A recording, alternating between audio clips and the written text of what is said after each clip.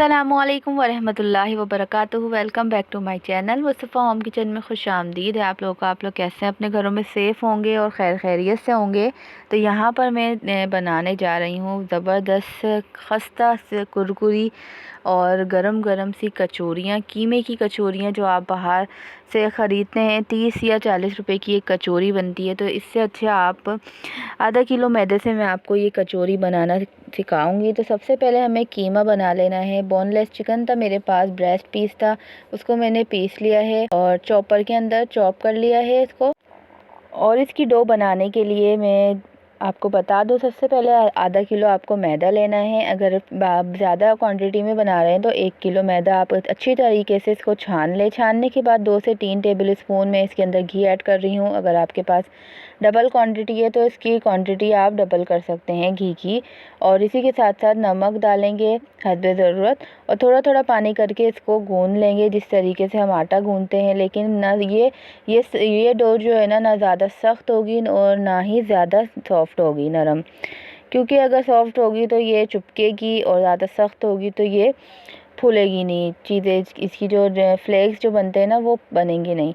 तो यहाँ पर हल्की इसकी फिलिंग रेडी करने के लिए हल्की सी बिल्कुल 1 चमचा तेल के अंदर मैंने 2 मीडियम साइज़ की प्याज को चॉप कर लिया था और इसको फ्राई कर लिया था। इसके बाद कीमा, लहसुन अदरक का पेस्ट, सब्ज़ हरी मिर्चें और नमक हस्बे ज़रूरत डाल के मैं इसको अच्छी तरह से फ्राई कर लूँगी। ब्लैक पेपर अगर आप लोग को ऐड करना है तो ब्लैक पेपर की मदद से भी आप काली मिर्चों वाली फिलिंग बना सकते हैं। और इसी के साथ साथ मैं इसके अंदर ऐड करूँगी चिकन पाउडर। चिकन पाउडर नहीं है आपके पास तो आप अजीनोमोटो भी ऐड कर सकते हैं 1 टीस्पून।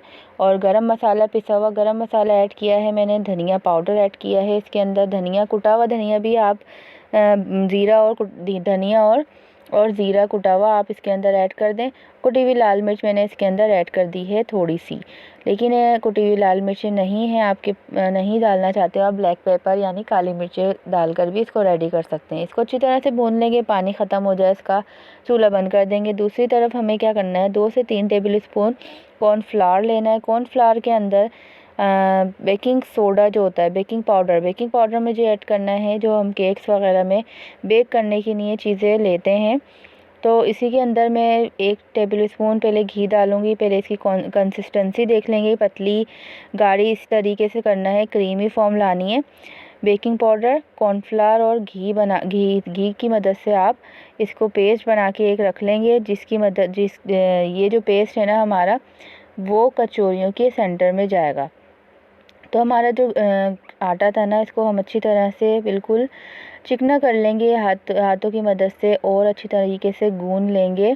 बिल्कुल फ़ाइन सा चिकना सा आटा हमारे पास रेडी हो जाएगी इसकी डो।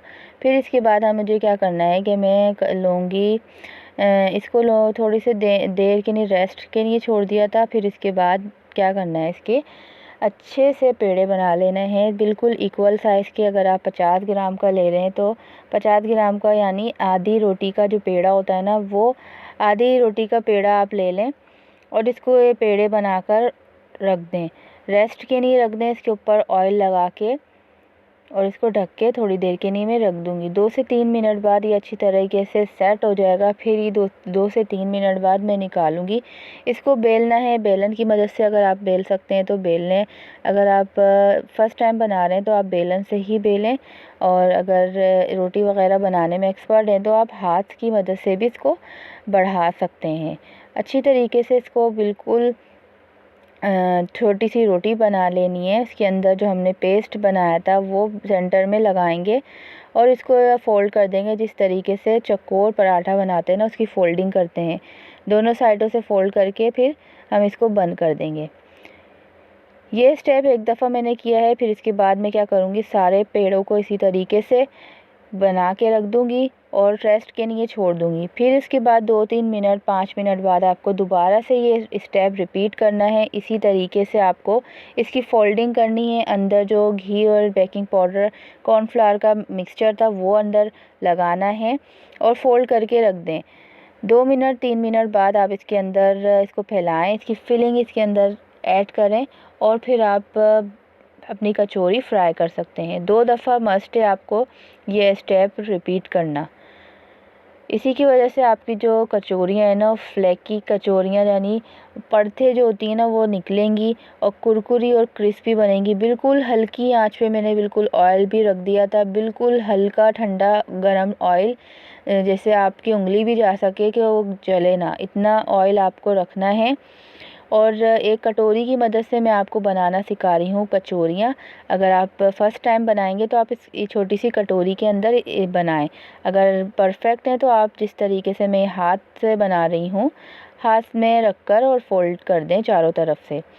और बिल्कुल लो टू मीडियम फ्लेम, बिल्कुल हल्की आंच पे मैंने ऑयल रखा है। उसी में हम 2 से 3 कचौरियाँ डाल के पहले चेक कर लेंगे। और इसकी फोल्डिंग है ना ज़रा टाइट से रखनी है। मेरी जो पहली वाली कचौरी थी ना वो थोड़ी सी खुल गई थी, अंदर का जो कीमा वगैरह था ना उसके अंदर ऑयल जा रहा था।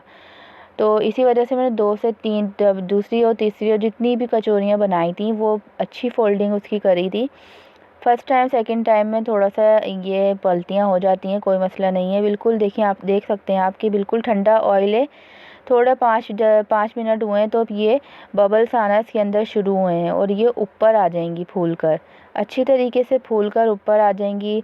और इस साइज़ में भी इसका डबल साइज़ में हो जाएंगी। इसी तरीके से सारी गोल्डन कलर की आपकी जब कचौरियाँ हो जाएंगी तो आपको बिल्कुल स्टेन कर लेना है। किसी छन्नी पे आप रखें इसको, इसके अंदर एक्स्ट्रा जो ऑयल होता है ना वो भी निकल कर बाहर आ जाएगा। ज़्यादा ऑयली भी नहीं बनती हैं और बिल्कुल कुरकुरी खस्ता करारी कचौरियाँ आपकी रेडी हैं।